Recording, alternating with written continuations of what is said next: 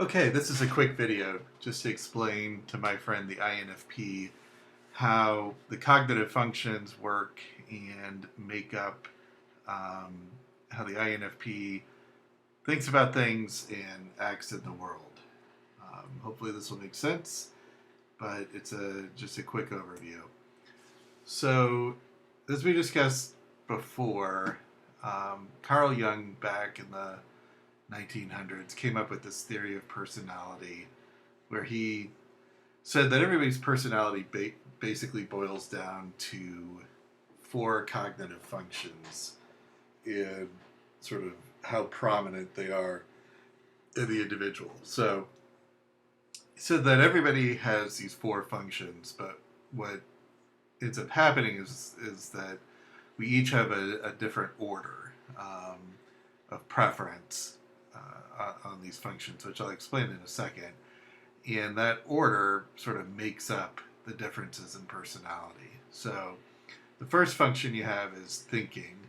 Um, and so you could just sort of think of this as what you typically think of as, logical or rational thinking, applying logic to objects or applying logic to situations, and, either coming up with a plan or a way of categorizing things. Feeling, that's another cognitive function, and that's basically assigning a value to something, either positive or negative. I think that this is a good thing, or I think that this is a bad thing, or this is a good thing for the group, or a bad thing for the group. And we'll discuss that in more detail too. Sensing is the next cognitive function, and that's basically just what you typically think of as perception. Your five senses: your sight, sound, taste, smell, and touch. And that's either experiencing the world through sensing or remembering experiences that you've had in the past. And then the last one is intuition. And again, this was sort of his way of explaining knowledge that we have that we've gained without actual direct experience, right? So sort of reading in between the lines, or seeing around the corner, knowing things that are going to happen, but you haven't, or that you actually haven't sensed, or you don't have any direct physical input telling you that that's going to happen, but you sort of sense the pattern. It's basically pattern building, um, and developing either knowledge about the world, again through sort of inductive reasoning, putting patterns together, even though you never directly experience it, right? So think of like a concept of justice or something. You might not have ever really experienced justice or injustice, but you have this sort of intuitive feel for what it is.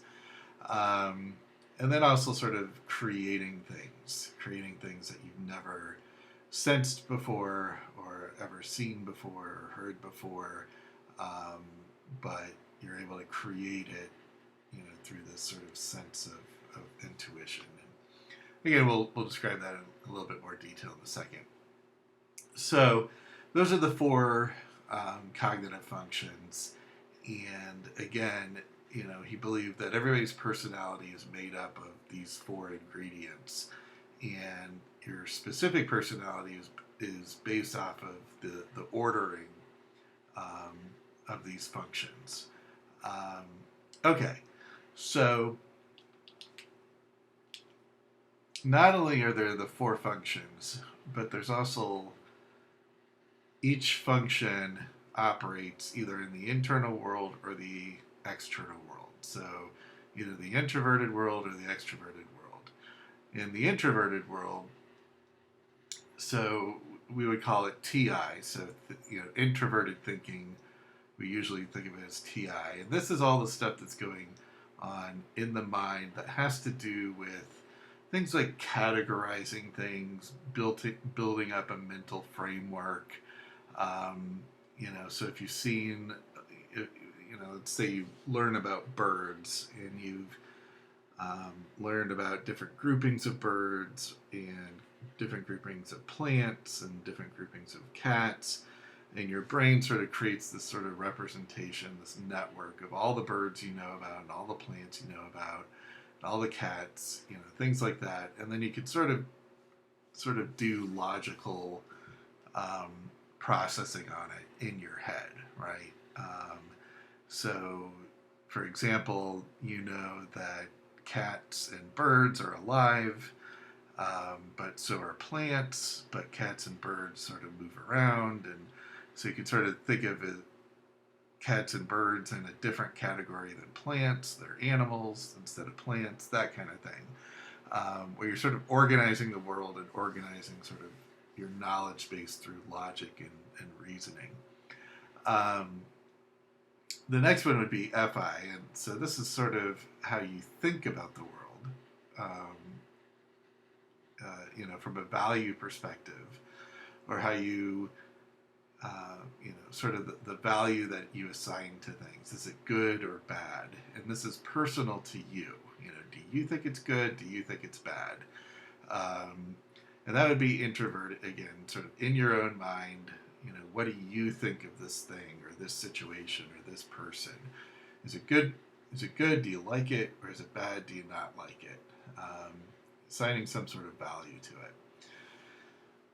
The next one would be introverted sensing. And so this is sort of your, again, sort of a knowledge base, but not really built off of doing logical processing, but just based off of direct experience, right? So, what do you know about the world based on your personal experience with it? So for example, you know what somebody looks like based off of your interactions with them, seeing them in the real world, and you sort of built this representation, this sort of knowledge base about them based off of that experience. And so I like to think of, sort of the sensation of, smelling cookies that are baking, and how it sort of brings you back to an experience when you were a kid. That kind of idea where, the experience sort of relives inside your mind. The experience that you had before. This is also sort of related to, how you sort of feel, not in the value sense, but sort of in the physical sense. Do you feel good? Do you feel healthy? That kind of stuff is also sort of incorporated in internal sensing. And then internal intuition it's a little deep, but it's basically the idea of knowledge without experience, right? So again, you sort of have this rough idea of what justice is, or what fairness is, or what the truth is, or what beauty is. And you might have experienced things that you think are beautiful, but to explain what beauty is, or to explain what justice is, takes a little bit more of a deeper understanding, right? And so this is sort of a knowledge base that you sort of build up internally, but without any sort of direct experience, and it might not even be logical, right? It might not be 2 + 2 = 4. It's just this sort of sense that something is true, and what people refer to as a discovered truth. That's your introverted intuition. It's kind of a complicated thing to think about, but you definitely know it when you see it. Just that sort of general sense that you know something, even though you might not be able to articulate or explain why, and you've never experienced it firsthand. Okay, and then we go into the extroverted world. So how do these functions work in the outside world? So now we're over here, and we can't just live in our head like a brain in a vat. We have to also use these functions in the outside world. So TE, again, is sort of the thinking, the rational mind, the use of logic. And so this is basically planning, right? So you got something to do, And this is, and your TE function is going to figure out how do I get from point A to point B, and usually it tries to figure out what's the most efficient way without wasting a whole lot of time or energy. So think of if you have to um, go to a new store where you've never been, and or like go grocery shopping or something, and or shopping, and you have to develop a list of what you need to get, and then you have to figure out how you're going to get there, and then you have to figure, are you going to drive, are you going to take an Uber, and then if you decide to drive, you have to figure out, okay, what's the way there. Now, granted, you can, have GPS figure it out for you, but it's basically doing the TE for you, right? It's doing that planning, that logical step by step. First you do this, then you do that, so on and so forth. So that's TE. FE is more about social interaction and social hierarchy. So, as opposed to FI, where you're worried about, where you're sort of thinking about how you feel about something, FE is more about how does the outside group feel about you. This is the function that we use to sort of create harmony with other people, to kind of avoid conflict if we can, and basically, sort of our socializing function so that we can get along with other people, and, in the outside world. And so again, there's sort of this deliberative, what do you do, in order to create harmony or work with other people in the outside world. And it might, and again, it might be opposed or in opposition to how you actually feel about a situation. You might be willing to forego how you feel in order to keep things harmonious with other people, right? So, again, this is sort of how do I act or behave in the outside world? SE, so again, this is sensing, and this is sensing in the extroverted world. And it's more than just the sensation, but it's actually, the action related to that sensation. So tying your shoes, or driving the car, or dancing, or, fixing the kitchen sink. All that kind of stuff takes action.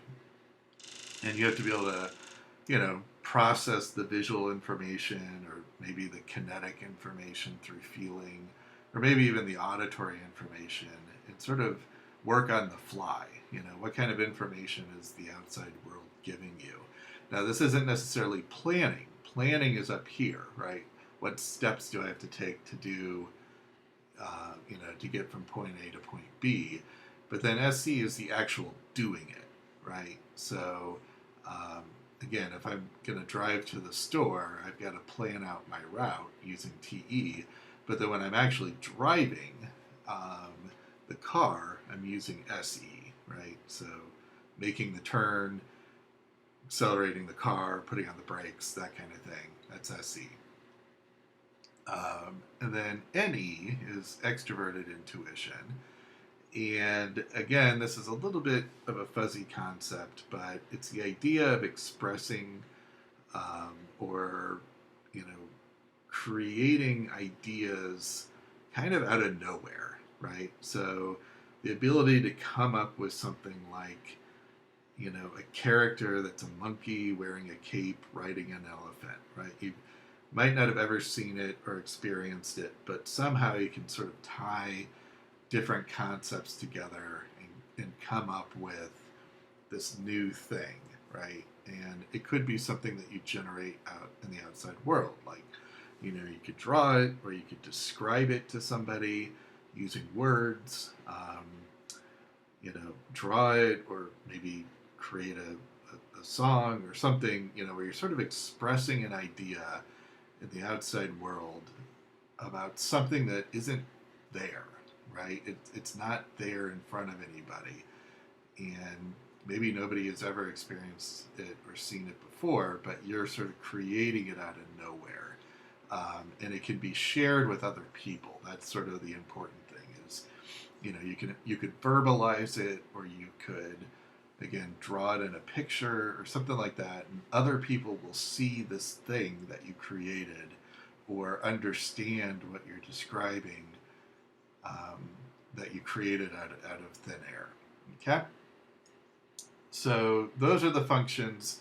Now we're going to see how it breaks down with an INFP, right? So again, Jung's idea, and really Myers-Briggs, they're the ones that sort of fine-tuned all this stuff. But Jung's basic idea was everybody has sort of this primary function, and then maybe a secondary function, and a third function, and a fourth function. And the ordering of these functions, is it introverted or is it extroverted? And is it first, second, third, or fourth? That's what makes up the different personalities. And as you can imagine, there's 16 personalities because there's 16 different ways that these things can be ordered, right? So the first, they sort of follow a rule. There's probably more than 16, but the rules that they follow, they come out with 16 types. But don't worry about that. Save that for another time. The important point is that you look at the first function, and for the INFP, the first function is introverted feeling. And I'm not going to get into detail about how they come up with what's first, what's second, what's third, what's fourth. That takes a little bit of explanation. It's probably not worth it right now, but I can explain it some other time. But just take it for what it's worth, that for the INFP, your first function is going to be introverted feeling. So this is really going to guide your decision making. Most decisions that you make are going to be based on how you feel about the object or the situation, right? So you're going to assign some value to the various options and probably pick the option that feels the best to you, from kind of an emotional standpoint. So again, let's take our example of you want to go shopping and grocery shopping, and there's various places you could go, right? You could go to the closest grocery store, or you could go to the other grocery store that's on the other side of town, or you could go to a convenience store, et cetera, et cetera. And so first you have to decide which store you're going to go to. And you might decide, okay, well, I'm going to go to the one that's across town, because even though it's farther from me, I like it better, right? Well, why do you like it better? I don't know. I just like it better.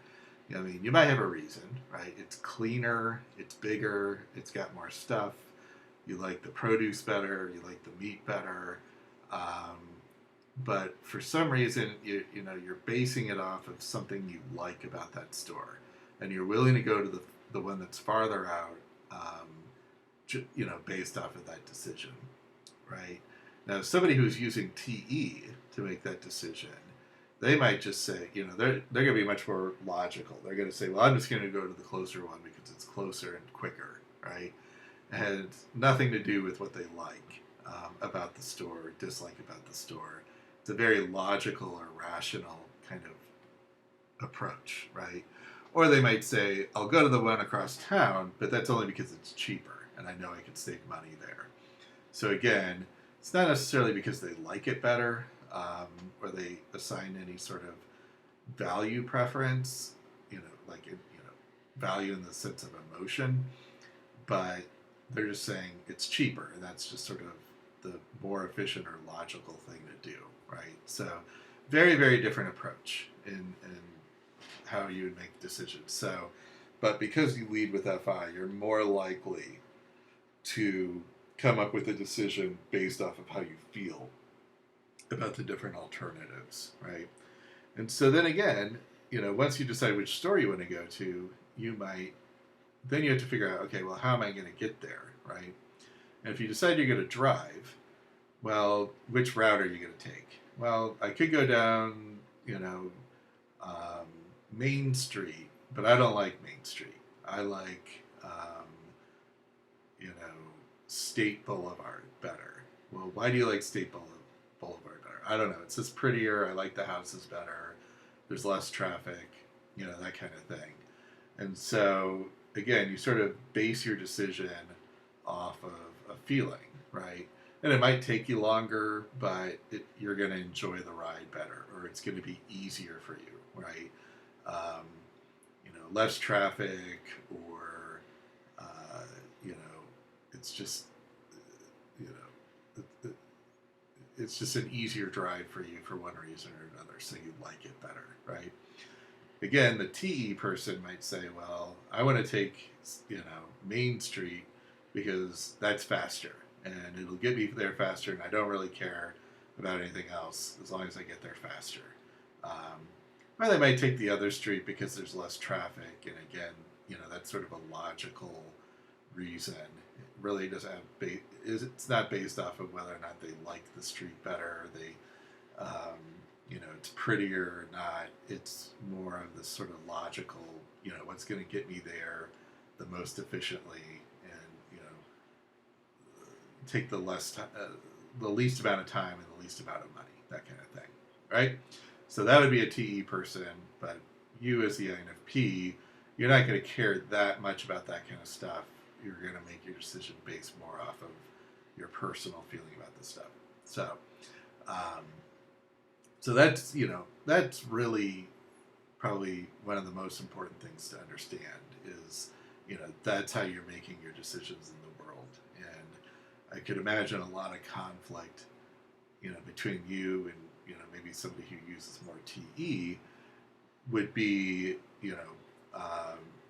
sort of rooted in something like this, right? Well, why do you want to do that? I don't know. It's just, I like it better, and I don't like the other one. And you might not be able to articulate why, but you just sort of go based off of that feeling. We'll talk maybe a little bit about where that's coming from in a minute, but I want to get through the rest of these first. So that's your first function. How do you make a decision? Your second function is this extroverted intuition. So this is what we refer to as kind of the tool function, and sort of how do you interact with the world. And you're going to come across as, pretty creative, right? So you're going to say a lot of things and come up with a lot of stories and do a lot of things that are sort of out there, out of the ordinary. And also you like to explore different topics, right? You like to jump from one topic to the other because in your mind they're all related, right? They're all associated, and this is sort of what we were talking about. It's sort of the Robin Williams effect, going from one thing to the other, to the other, to the other.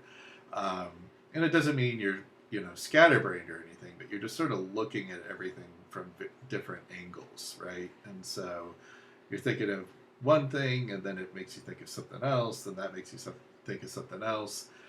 And that's kind of how your conversations go. But then you're also probably pretty good at, expressing ideas, expressing, things that you've sort of created in your head that don't really exist in the outside world, either through verbal expression or maybe even through like drawing, something like that. INFPs tend to be artists. They tend to be either artists or writers or musicians. They like to express things, things that other people can register, right, in the outside world, right? I can draw a picture. I can write a story. I can write a song that's basically coming out of nowhere, but registers with other people. And when you tie that with the FI, right, the strong FI, the strong sense of feeling, you get the very, very deep sort of artists, right? People who have a lot of feelings to express, and they have this nice extroverted intuition that allows them to sort of express these novel concepts, these things that they've never seen before, and maybe nobody else has ever seen before, or thought of before. They're coming up with that stuff. And Jung, if you really want to get deep into it, Jung thought that all this intuition stuff is sort of stems out of the universal unconsciousness, where we're sort of expressing things that are deeply embedded in the universal unconsciousness, and with the combination of NI sort of bring it out. NI brings it out of your mind, and then NE brings it from your mind out into the world, right? So the idea of the archetype, the warrior, comes out in all these different stories, right? Or the archetype of the mother, the archetype of the king, is expressed in different stories. Now, it's expressed in novel ways, right? You can have different types of warriors, different types of kings, different types of mothers, but their deep core comes from, these archetypes. And the INFPs do a really good job of finding ways to express that stuff. But, apart from all that sort of deep philosophical and psychological stuff, you still do a pretty good job of, having conversations with people, coming up with things to talk about, and then not only that, but you have a real appreciation for humor and the creativity that you see in other people, right? You sort of have this simpatico, or this sort of, connection with them, because you have the same sort of creativity that they do, and sort of a deep appreciation for it. Okay, so moving on, the next thing is the SI. So again, this is introverted sensing, and this is your knowledge that you have about the world based off of your experience, right? So if I were to ask you, what did you have today for breakfast? And, you'd have to tap into your SI. And again, this is now your third function. So it's not as strong as these functions, but it's still there. It's still pretty strong, and it's still in your conscious mind. And so, if I ask you, what did you have for breakfast, then you'd have to sort of recite, I did this, I did that, or what did you do today when you woke up, or how did you, how was work last night, what did you do at work? And if you wanted to sort of recount your experience, you'd be relying on SI, okay? But this also sort of teaches you sort of the rules, like rules to follow, what sort of works, quote unquote, in the outside world, things that you've experienced that, will sort of help you on sort of day-to-day things, like, how to cook various things, right? So if you wanted to cook and somebody taught you by showing you, you have that experience that you can rely on, and then it sort of just gets deeper and deeper embedded into your head until you can sort of do it on autopilot without thinking about it, right?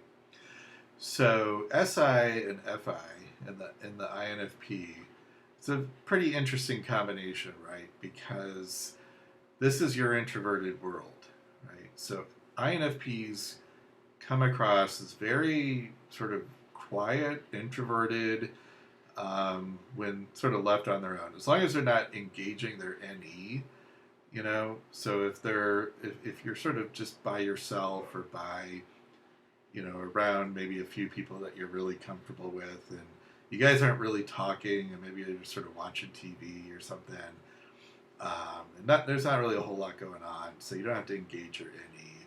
And so what starts happening in the INFP, especially when you're alone, is you get what they call this sort of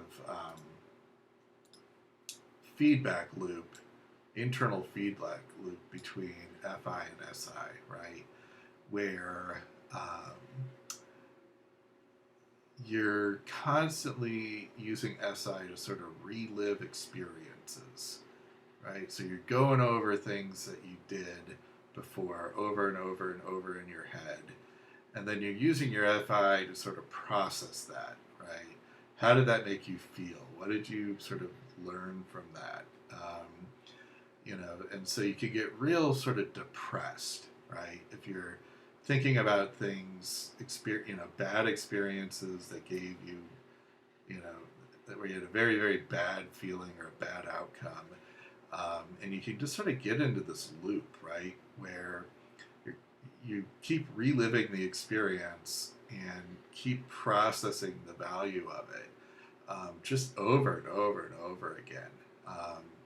Because it has a lot of significance, and because there's probably a lot to learn from it, right? So the key is to, just realize that's what it is, that's what's going on. Take it for what it's worth. Know that it's basically your brain just trying to teach you a lesson or two. And also trying to process it, right? Like, why did that person do that to me? I thought I liked them, and it turns out that they're a real asshole. And now I have to completely, restructure my FI to, take them out of the you're a good person category and put them into they're a bad person category, right? And your FI wants to sort of fight that, right? Because maybe for years you thought they were a good person, and now all of a sudden you think they're a bad person. And so you have to keep reliving that experience, right, inside your head to sort of teach yourself that they're a bad person, that they belong in the bad box, and they no longer are in the good box, right? So they move from good box to bad box in your head. So they used to be a good person, now they're a bad person, and it's based off of this experience, right? And that's just your brain sort of recategorizing things. But eventually you'll get it, and eventually you'll realize, okay, that I'm over it, that person's bad. But it might take a while, right? You might kind of get there at first, and then you get a little further, and then you get a little further, and you get a little further, moving them, ever so slightly into that box, and then eventually they end up in there, right? But you might have to have several experiences. You might have to relive several experiences, or even have new experiences to really shift that, that value. So if you find yourself sort of in this internal loop, where FI and SI are sort of just going haywire, that's pretty much what's going on. You're just sort of reorganizing things in your FI boxes, or how you think about something or somebody, and that can take some time. So the next function here is TE, right? So extroverted thinking. Now with this is your fourth function, and typically the fourth function is something that you could do if you wanted to, or if you were forced to, or if nobody else was going to do it and you really had to do it. You're perfectly fine at doing it. You're not bad, but you just rather not do it, right? You'd rather have somebody else do it for you, right? So again, for the INFP, this is the planning. TE is planning, getting from point A to point B. So again, if let's say you're going on vacation with somebody, you got to plan everything from, when are you going to go, to where are you going to go, to which flight are you going to take, to which hotel are you going to stay in, and then once you're there, are you going to go to the beach on the first day, are you going to go to the beach on the second day, are you going to go to this restaurant on the first day or the second day, do you want to go for lunch, do you want to go for dinner, do you want to go shopping, if you do want to go shopping, when, all that kind of stuff you have to plan out, right? Because you can't do it all at once, but you have to do it in a sequence of events, right? Now, again, you could do it. If you're doing this on your own, you certainly could figure it out. But for the INFP, you'd rather just somebody else do it, right? So you'd rather just find a travel agent, or have, whoever you're traveling with, have them figure it out. Let them plan it out, right? And then you'll just sort of go along with whatever they want to do. because again, you don't really want to spend all your time and energy down here in your fourth function. You'd much rather be thinking about your first function. Now, of course, if you rely on somebody and they come back to you and they say, okay, I want to go to Kansas for vacation. Now, obviously, your FI is going to kick in and you're going to say, no, I don't want to go to Kansas. I want to go to Mexico or Miami or something like that. That's your FI kicking in, not necessarily your TE. And then they got to go back to the drawing board and figure out, okay, well, how do we get to Miami or how do we get to Mexico, that kind of stuff. Now, if, again, people who don't really have a strong TE, they'll sort of wing it, right? So if you're not working, if you're going with somebody who also is more, stronger sort of a FI or maybe an even FE type or even a TI type, and you don't really have a TE type where, their strong preference is sort of planning and ordering, then you're probably going to end up going and then just sort of winging it, right? Where you might have a couple of loose plans, like, oh, I want to go, let's go to this restaurant while we're there. Let's go to the beach at some point while we're there. But you're not going to have it all planned out day to day. You're only really going to plan things like, when is the flight and where are we staying? The sort of the bare necessities. So you see a lot of winging it. So that's the TE, right? So again, you could do it if you wanted, but you'd rather have somebody else do it and just concentrate on these other functions. So now let's talk about, what's sort of happening in the extroverted world. So again, because TE isn't really that strong of a function, you don't really get trapped in your extroverted world all that much, right? So that's sort of the difference between introverts and extroverts. Introverts can really get trapped in their head, really get trapped in this introverted world. Where extroverts, imagine that these were all sort of switched and, you sort of TE up here, that kind of thing, and it was your lead function. People who are trapped in the extroverted world, they're just sort of on the go all the time. And they're the types that, don't really slow down and process things or smell the flowers. They're just constantly on the go. So they're either doing something or they're asleep. Very high energy people, that kind of thing.